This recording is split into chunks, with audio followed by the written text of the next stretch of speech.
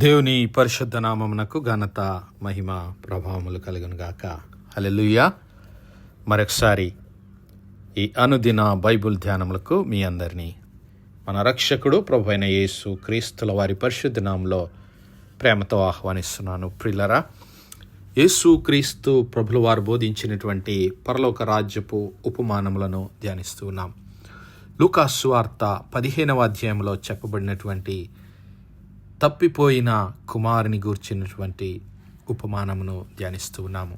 ఒక తండ్రికి 2 కుమారులు ఉన్నారు. చిన్న కుమారుడేమో తన తండ్రిని తన ఆస్తిలో మరి ఆయనకు వచ్చు భాగము నిమ్మని తీసుకొని వెళ్ళిపోయి దూరదేశానికి వెళ్ళి మరి దాన్ని దుర్వ్యాపారంలో వేశ్యలతో గడిపి చెడిపోయి పశ్చాత్తాపంతో తండ్రి యొద్దకు వచ్చినప్పుడు తండ్రి అతనిని ఇంట చేర్చుకుని ప్రశస్తమైన వస్త్రములు ధరింపజేసి చేతికి ఉంగరం పెట్టి పాదాలకు చెప్పులు తొడిగించి కొవ్విన దూడను తెచ్చి విందు చేస్తూ ఉన్నాడు. అయితే ఇంట్లోనే ఉన్నటువంటి ఆ పెద్ద కుమారుడు తండ్రితోనే ఉన్నాడు, కానీ మరి తండ్రి యొక్క చిత్తాన్ని గ్రహించలేకపోయాడు. తండ్రి యొక్క ప్రణాళికలో పాలిభాగస్థుడు కాలేకపోయాడు.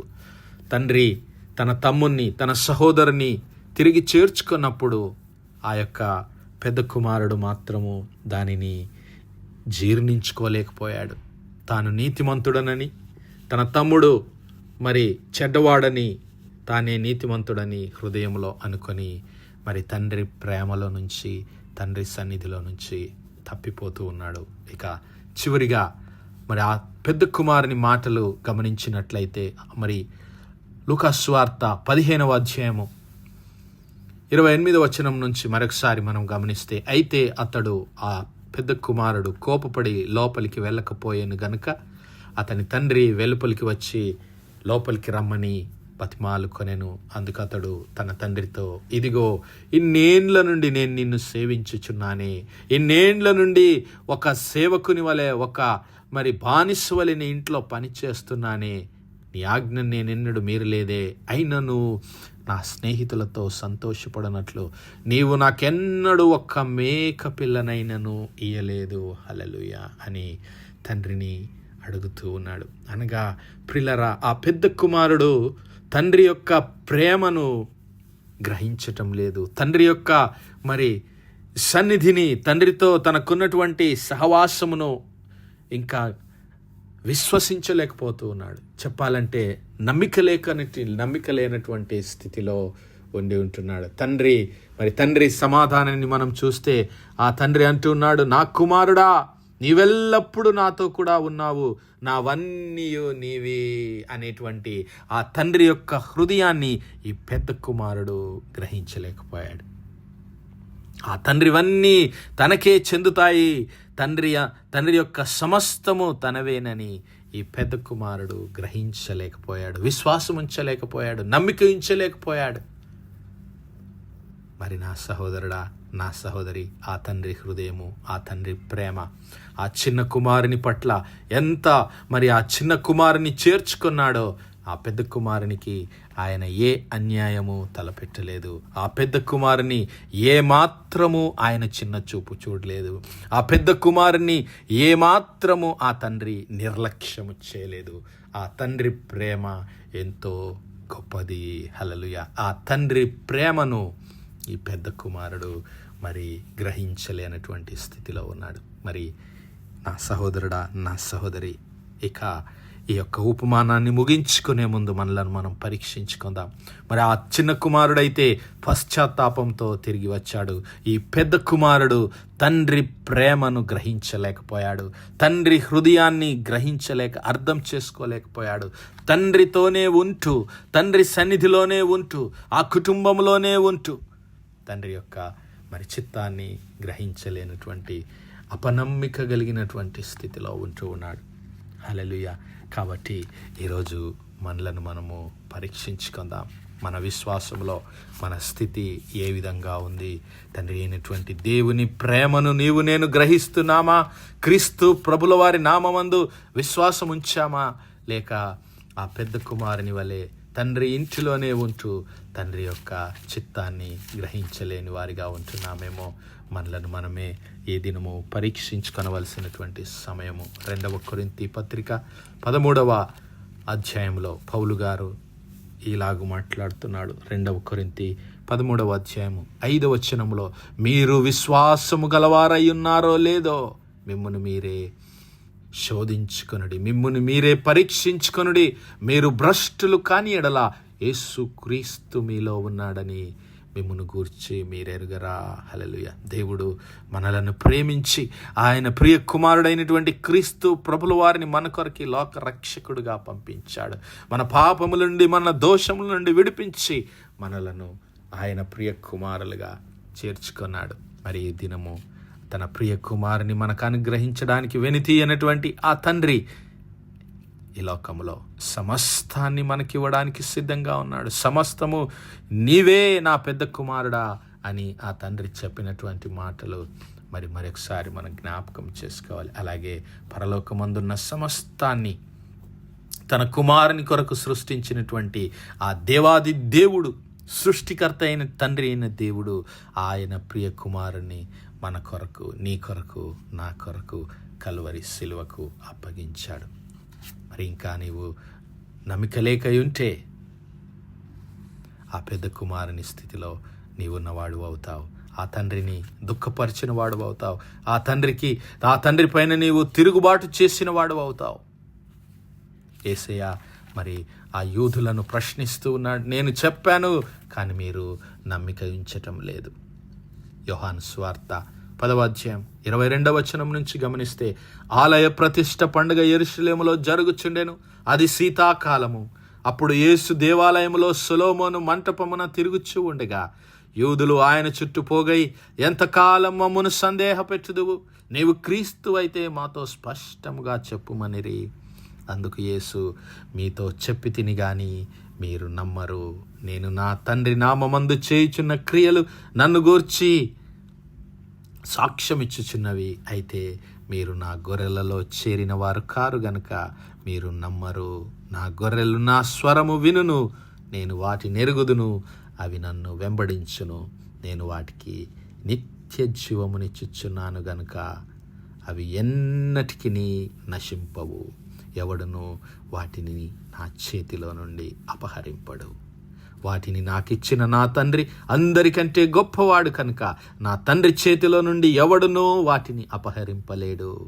నేనును తండ్రియును ఏకమై ఉన్నామని వారితో చెప్పాను. మరి నా సహోదరుడా, నా సహోదరి, ఆ యూదులకు ఆయన చెప్పాడు, ఆయన క్రీస్తునని, ఈ లోకానికి రాబోతున్న మెస్సయ ఆయనే అని, రాజు, రక్షకుడు, ప్రభు ఆయనే అని వారికి చెప్పాడు.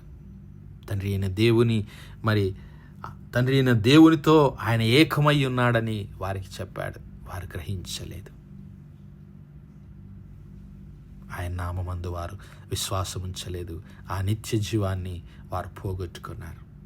మరి ఈ దినము నీవు నేను కూడా అపనమ్మిక ద్వారా, అవిశ్వాసము చేత దేవుని సన్నిధిలో నుంచి తొలగిపోకూడదు.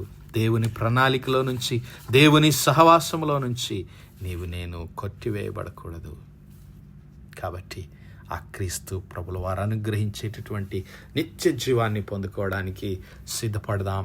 ఆ చిన్న కుమారుని వలె మారు మనస్సు పొంది తండ్రి అయిన దేవుని నిత్య రాజ్యంలో పాలిభాగస్థులమవుదాం. పెద్ద కుమారుడి ఇంటిలోనే ఉన్నాడు కానీ తండ్రి చిత్తాన్ని గ్రహించడం లేదు. ఇంటిలోనే ఉన్నాడు కానీ తండ్రి సంతోషంలో పాలిభాగస్థులు కావడం లేదు. ఇంటిలోనే ఉన్నాడు, తన సహోదరుని మరి క్షమించటం లేదు, ప్రేమించటం లేదు. కాబట్టి నీవు నేను అలాగుండకుండా తండ్రి అయిన దేవుని ప్రేమ యందు నమ్మిక ఉంచిన వారంగా ఉందాం. క్రీస్తు ప్రేమను మరి పొందుకునే వారంగా ఉందాం. హెబ్రీ పత్రిక 6వ అధ్యాయం 11 నుంచి గమనిస్తే, మీరు మందులు కాక విశ్వాసము చేతను ఓర్పు చేతను వాగ్దానములను స్వతంత్రించుకొని వారిని పోలి నడుచుకున్నట్లుగా మీలో ప్రతివాడును మీ నిరీక్షణ పరిపూర్ణమగు నిమిత్తము మీరిది వరకు కనబరిచిన ఆసక్తిని తుదమట్టుకు కనబరచవలెనని అపేక్షించుచున్నాను. హల్లెలూయా అంటున్నాడు పౌలు గారు. మీ విశ్వాసమును కొనసాగించండి. ఆ దేవుడు ఆ క్రీస్తు ప్రభుల వారి రాకడలో, తన ప్రియ కుమారుడైనటువంటి క్రీస్తు ప్రభుల వారి రాకడ యందు మనలను మరి పరిశుద్ధులుగా, పవిత్రులుగా, మహిమా స్వరూపులుగా తీసుకెళ్ళడానికి, మరి మార్చడానికి దేవుడు ప్రణాళిక కలిగి ఉన్నాడు. ఆ గొర్రెపిల్ల గొప్ప విందులో, ఆ పెండ్లి విందులో మనమందరం పాలిభాగస్థులం కాబోతూ ఉన్నాం. బయట ఉండడానికి నీకు నాకు వీలు లేదు ప్రియులారా. ఆ పెద్ద కుమారుని వలె నీవు నేను మరి బయట ఉండటానికి కాదు, దేవుడు మనల్ని పిలిచింది ఆ చిన్న కుమారుని వలె మారు మనస్సు పొంది మరి ఆ తండ్రి చేయబోతున్నటువంటి విందులో పాలిభాగస్థులం అవుదాం. విశ్వాసాన్ని కాపాడుకుందాం. విశ్వాసము చేతను, ఓర్పు చేతను వాగ్దానములను స్వతంత్రించుకొని వారిని పోలి నడుచుకున్నట్లుగా. హల్లెలూయా. మీలో ప్రతివాడు మీ నిరీక్షణ పరిపూర్ణమగు నిమిత్తము మీరిది వరకు కనబరిచిన ఆసక్తిని తుదమట్టుకు కనబరచవలెనని కోరుచున్నాను. దేవుడు అబ్రహామునకు వాగ్దానం చేసినప్పుడు తనకంటే ఏ గొప్పవానితోడు అని ప్రమాణము చేయలేకపోయాను గనక తనకంటే గొప్పవాని తోడు అని ప్రమాణం చేయలేకపోయాను గనక తన తోడు అని ప్రమాణం చేసి నిశ్చయముగా నేను నిన్ను ఆశీర్వదింతును, నిశ్చయముగా నిన్ను విస్తరింపజేతునని చెప్పాను. ఆ మాట నమ్మి అతడు ఓర్పుతో సహించి ఆ వాగ్దాన ఫలము పొందాను. హల్లెలూయా. అబ్రహాము వలె నీవు నేను దేవుని సన్నిధిలో కనిపెట్టుకొని ఉందాం. ఆ నిత్య రాజ్యంలో, పరలోకపు విందులో, దేవుని ప్రియ కుమారుడైనటువంటి క్రీస్తు ప్రభుల వారి పెళ్లి విందులో నీవు నేను పాల్గొనడానికి సిద్ధపడదాం. మారు మనస్సు పొంది దేవుని సన్నిధిలో మరి క్రీస్తు ప్రభుల వారి నిత్య రాజ్యంలో పాలిభాగస్థులం అవుదాం. ఆ నిత్య జీవంలో పాలిభాగస్థులం అవుదాం. అట్టి కృప, అట్టి ధన్యత దేవుడు మనందరి జీవితంలో దయచేయనుగాక. ఆమేన్, ఆమేన్, ఆమేన్. ప్రార్థించుకుందాం. హల్లెలూయా, హల్లెలూయా, హల్లెలూయా, హల్లెలూయా. స్తోత్రము, స్తోత్రము, స్తోత్రము, స్తోత్రములు తండ్రి. అత్యంత కృపాభరితుడవు, అత్యున్నత సింహాసనంపై ఆసీనుడవైన మా ప్రియ పరలోకపు తండ్రి, చూము కలిగిన మా దేవ, సైన్యములకు అధిపతి వగు మా యెహోవా తండ్రి, కృపా కనికరములు గల మా ప్రభువా, సూర్యోదయం మొదలుకుని ఇంత మట్టుకు మా తండ్రి మీ చల్లని రెక్కల నీడను భద్రపరిచి అయ్యా మరొకసారి మీ ప్రియ కుమారుడు మా ప్రభువైన యేసు క్రీస్తుల వారి పరిశుద్ధ నామములో దేవా మీ కృపా సన్నిధానంలో ప్రార్థించడానికి సజీవ లెక్కలో మమ్మల్ని లెక్కించిన మీ ప్రేమకు వందనాలు, కృతజ్ఞతాస్తుతులు, స్తోత్రాలు, స్తోత్రాలు, స్తోత్రాలయ్యా. దినమెల్లా మీ యొక్క పరిశుద్ధాత్మ సహాయం, నడిపింపు, ఆదరణ, సహవాసాన్ని మాకు అనుగ్రహించిన దేవా మీకే స్తుతులు, స్తోత్రాలు. అవును మా తండ్రి, మీరు మమ్మల్ని ఎంతగానో ప్రేమించి మీ ప్రియ కుమారుడైన యేసు క్రీస్తు ప్రభుల వారి పరిశుద్ధ రక్తము చేత మా హృదయాలను శుద్ధీకరించి మా దోషములను, మా పాపములను మన్నించి మాకు అనుగ్రహించినటువంటి ఆ పాప క్షమాపణను బట్టి, ఆ విమోచనను బట్టి మీకే స్తుతులు, స్తోత్రాలు. ఇంకా ఎవరైనా తండ్రి మాలో మారు మనస్సు పొందక ఇంకా మరి మీ సన్నిధిలో మీతోనే ఉంటూ ఆ పెద్ద కుమారుని వలె అయ్యా ఇంకా మీ చిత్తానికి విరోధముగా జీవిస్తుంటే ఈ రాత్రికాల సమయం ముందు ప్రభా బిడ్డలతో మీరు మాట్లాడండి ఆయన. తిరిగి చేర్చుకురండి తండ్రి. మీ సమస్తమునకు మమ్మల్ని వారసులుగా చేసిన ప్రభా మీ ప్రణాళికలో, మీ నిత్య రాజ్యంలో, మీ నిత్య జీవంలో మేము పాలిభాగస్థులమని ఎరిగి అయ్యా మీ అందు నమ్మిక ఉంచి మీ ప్రియ కుమారుడైన యేసు క్రీస్తు ప్రభుల వారి నామమందు విశ్వాసం ఉంచి దేవా మేమందరము మీ మహిమలో పాలిభాగస్థులమయ్యే కృప దయచేయమని, ఆ పరలోకపు విందులో మేమందరము పాలిభాగస్థులమయ్యే కృప దయచేయమని వేడుకుంటున్నాం. కృపగల రాజా, ఈ వర్తమానాలు వినిచిన మా ప్రియ బిడ్డల కుటుంబాలన్నిటిని దీవించండి, ఆశీర్వదించండి, మీ కృపలో భద్రపరచండి. అయా దుఃఖంలో, వేదనలో ఉన్నటువంటి బిడ్డలను దర్శించండి ఆయన. బిడ్డలకు ఆదరణ, ధైర్యం అనుగ్రహించమని వేడుకుంటున్నాం. అనారోగ్యంతో ఉన్నటువంటి బిడ్డలను దేవా దర్శించండి ఆయన. ఆసుపత్రి పడకల మీద ఉన్నటువంటి బిడ్డలను యేసయ్యా మీ గాయపడిన హస్తము చేతముట్టి సంపూర్ణ స్వస్థత, ఆరోగ్యం, బలమును, విడుదల అనుగ్రహించమని వేడుకుంటున్నాం. అయ్యా మరి ప్రత్యేకంగా మా యవ్వన బిడ్డలను మీరే దీవించి ఆశీర్వదించి మీ సన్నిధానంలో మీ బిడ్డలుగా, మీ పిల్లలుగా చేర్చుకోమని మహిమ, ఘనత, ప్రభావాలు మీకే చెల్లిస్తూ మా ప్రభును, మీ ప్రియ కుమారుడు, మా రక్షకుడైన యేసు క్రీస్తుల వారి పరిశుద్ధ నామమును ప్రార్థించి వేడుకుంటున్నాం మా పరలోకపు తండ్రి. Amen, amen, amen. God bless you all. Praise the Lord. Shalom.